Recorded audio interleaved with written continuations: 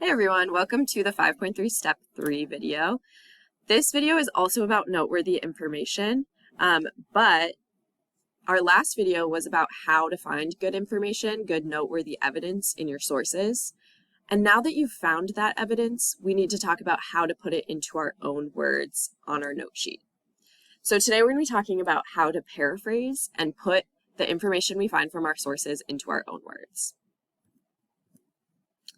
So we've already talked about how to keep track of our sources.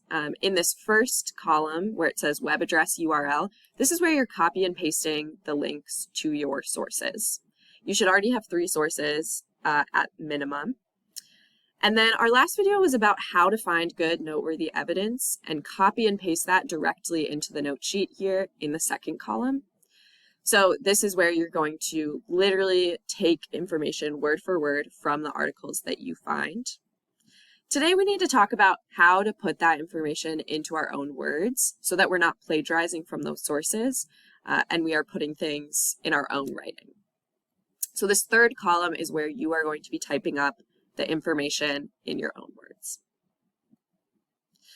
So we've talked about in this class before a lot in the last unit why we don't want to plagiarize, right? Plagiarizing is a serious issue, and so instead we're going to paraphrase. Do you want to get kicked out of college? Because plagiarizing can get you kicked out of college.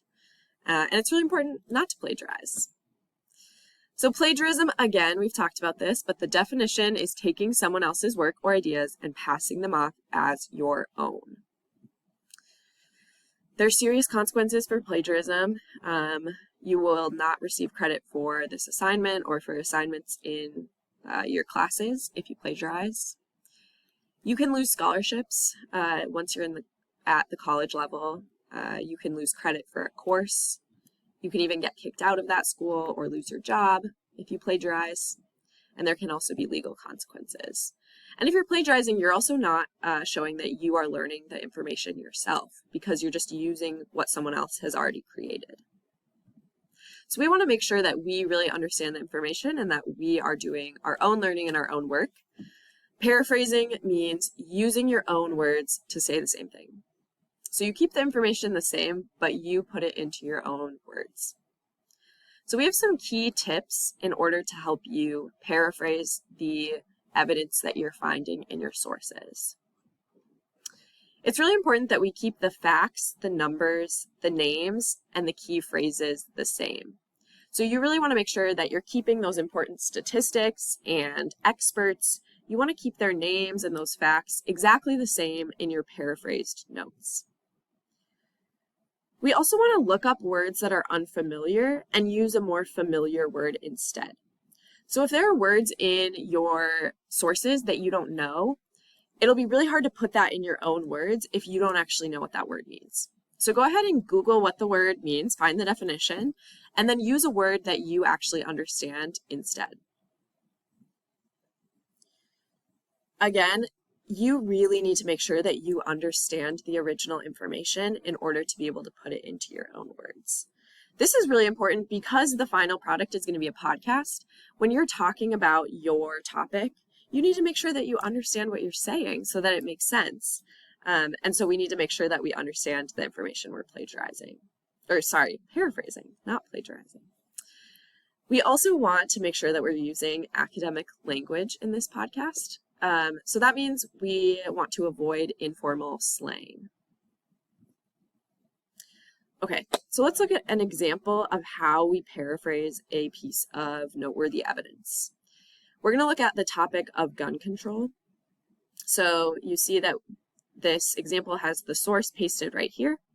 And then they found an example of noteworthy evidence about gun control from this source and copy and pasted it directly into the note sheet.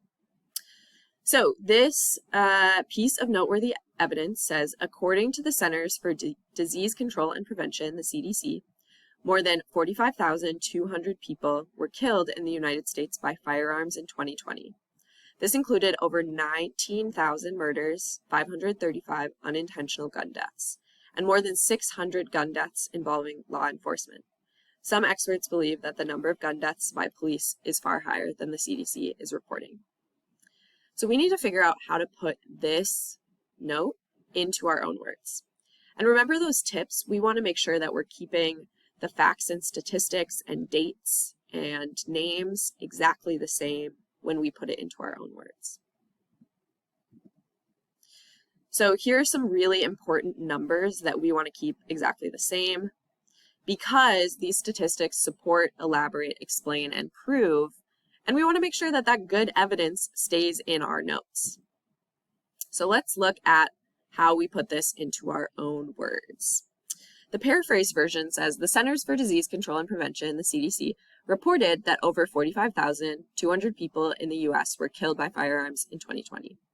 That number included 19,000 murders, 535 accidental deaths, and over 600 deaths involving law enforcement.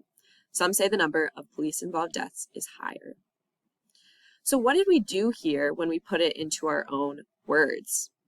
You'll see that we kept the facts and the numbers exactly the same. So the statistics remain the same. We kept the dates and the number of deaths the same. That's really important. We also kept the names and the key phrases the same in our paraphrased notes.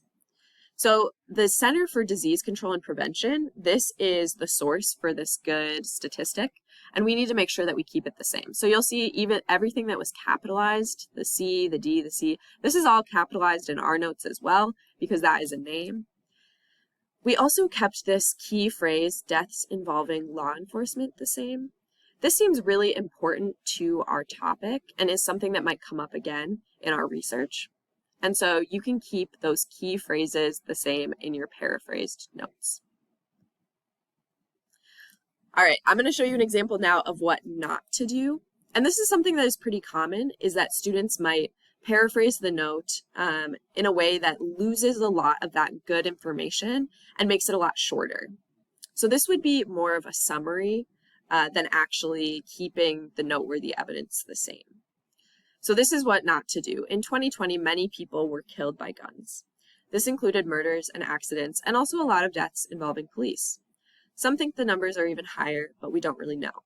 But there's a lot of gun violence. Okay, so this is not what we're looking for because it did not keep those really important dates and facts and names the same.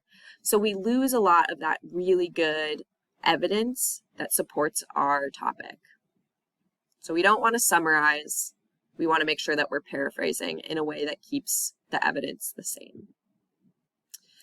So like we've talked about before, these notes are going to become your mid-unit summative. You'll get summative points for doing this. And one of the things you're going to be graded on is that your paraphrase notes always capture the meaning and intent of the original text. They're written in our own words, and you use academic language, not slang.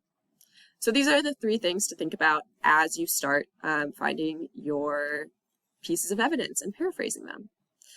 All right, so I want you to start actually taking notes and finding that information, and let me know if you have questions.